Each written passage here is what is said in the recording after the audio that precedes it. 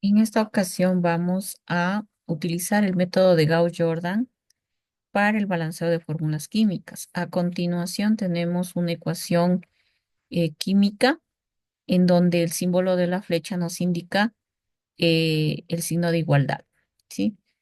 En este sentido, vamos a cada compuesto a etiquetarlo con variables desde x1 hasta x4. Prácticamente estas variables irían delante de cada compuesto, ¿sí? De cada compuesto, ¿ya? Y pues si tuviesen más compuestos en una ecuación, irían más etiquetas. Luego vamos desglosando cada elemento químico. Empezamos con el boro, entonces primero vamos con los boros de la izquierda y luego con los boros de la derecha, y así con todos los demás elementos químicos.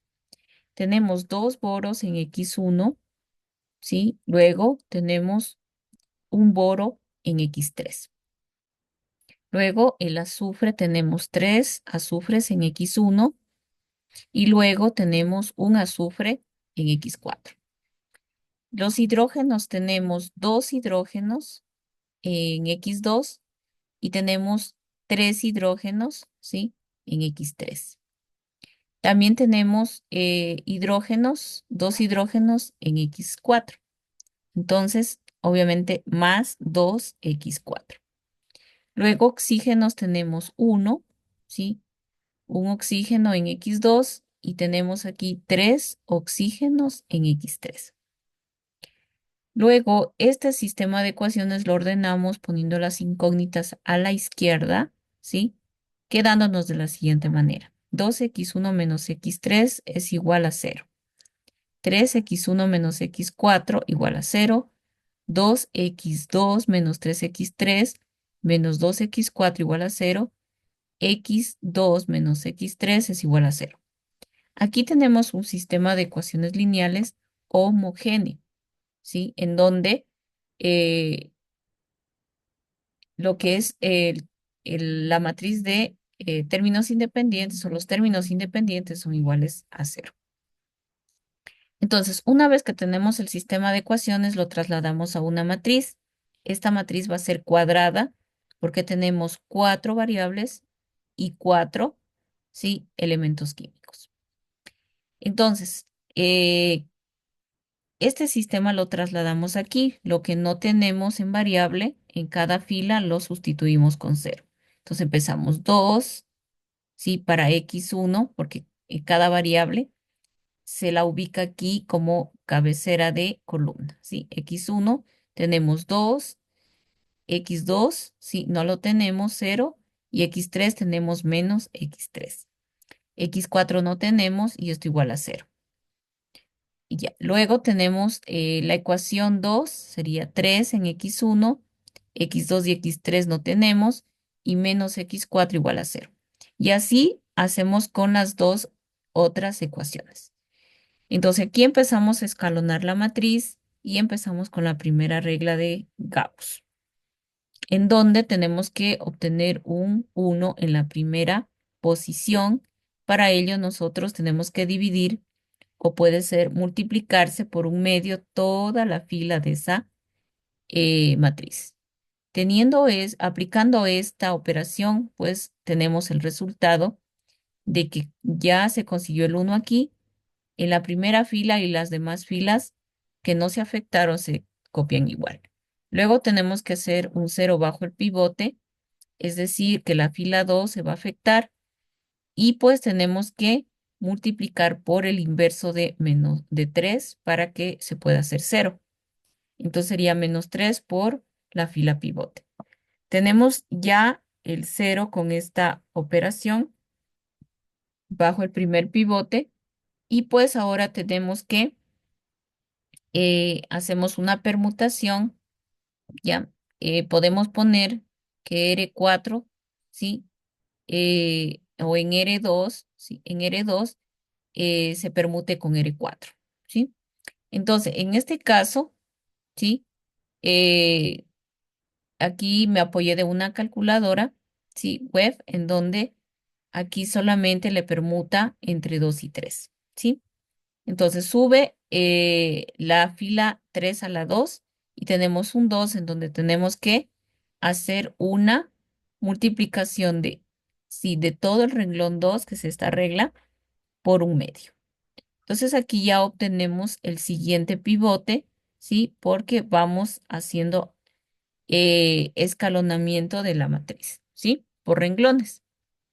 Teniendo este uno, entonces tenemos que lograr hacer cero, ¿sí? En la cuarta columna que está justamente, ¿sí? En la misma columna del pivote. Para ello tenemos que, como va a afectarse la fila 4, entonces sería R4 menos la fila pivote que es R2.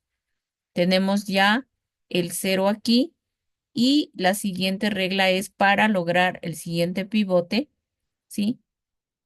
Que en este caso para el pivote tenemos que el 3 medios que está ubicado en ese lugar del pivote, tenemos que multiplicar por su inverso, ¿sí?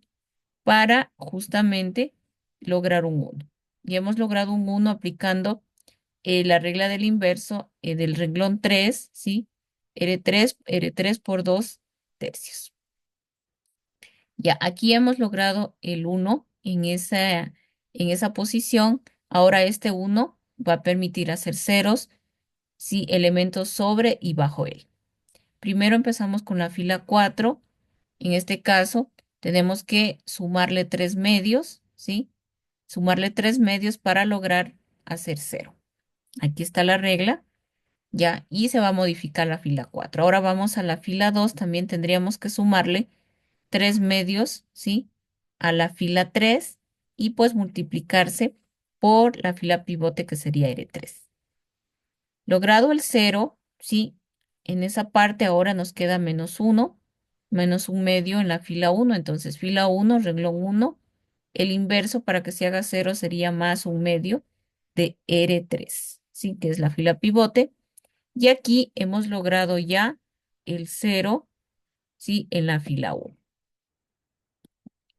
Ya. Y pues al hacer todas estas operaciones, logramos observar que conseguimos una fila nula, en donde en esta parte de aquí, final o interior de la matriz, hemos obtenido una igualdad de cero es igual a cero, que es una verdad.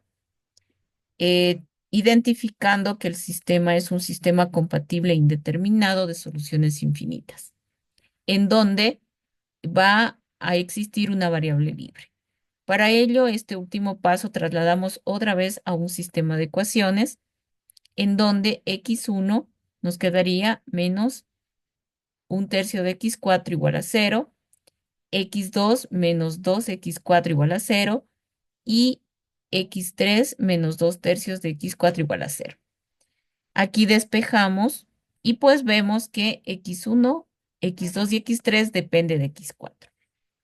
Entonces, como esta variable vendría a ser una variable independiente, se considera una variable libre que puede tomar valores entre menos infinito más infinito. Pero estos valores deben acoplarse a la condición del problema. Entonces, teniendo esto, podemos tomar en cuenta el denominador de las fracciones. Tenemos que ubicar un número, ¿sí? Que nos permita de esa multiplicación obtener números naturales porque vamos a contar eh, átomos. Entonces aquí el denominador sería 3. Entonces me conviene que x4 valga 3, ¿sí? Entonces, tomando en cuenta de que x4 es una variable libre y puede tomar cualquier valor, le doy el valor de 3. Aquí empiezo a reemplazar x3, ¿sí? 2 tercios por 3, ¿sí? Nos daría 2. Luego x2 sería 2, x por 3 sería 6. Y luego x1, ¿sí? Que sería un tercio por 3 me daría 1. Con estos datos que ya obtuvimos, ahora sí vamos a hacer la comprobación si es que se iguala esta ecuación química. Entonces, como les puse en el primer paso, las variables x1 irían delante de los compuestos. Ahora reemplazamos cada valor de la variable que nos dio como resultado Gauss-Jordan.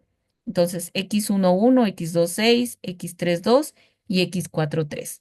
Ahora sí verificamos si es que la ecuación se balancea. Se igualó.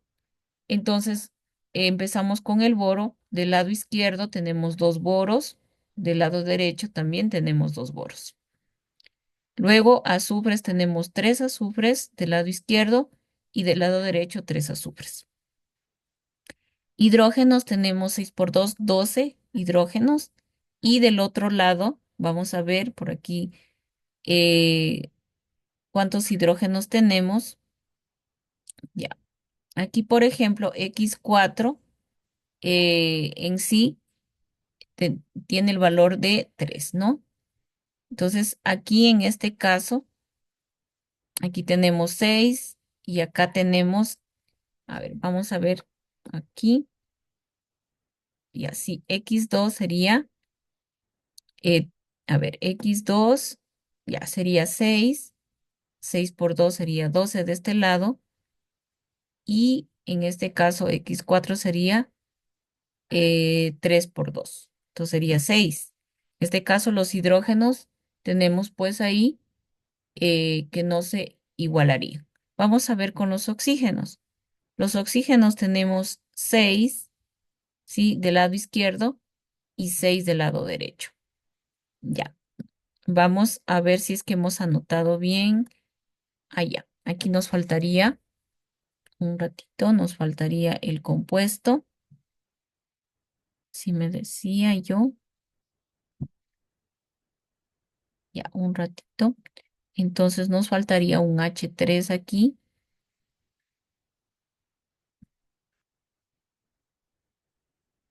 ya. Y pues aquí iba X3. X3 nos valía, me parece que era 2, ¿no? Entonces vamos a ponerlo aquí, 2, ¿ya? Listo. Entonces, en este caso, vamos a ver si con esta corrección que ha sido del compuesto sería 12 hidrógenos y aquí tendríamos 2 por 3 6 más 6 12. ¿Estamos? Entonces, en sí, la ecuación por el método de Gauss-Jordan, sí, está balanceada, ¿ya? Entonces, esto sería la aplicación del método de Gauss-Jordan en el balanceo de fórmulas químicas.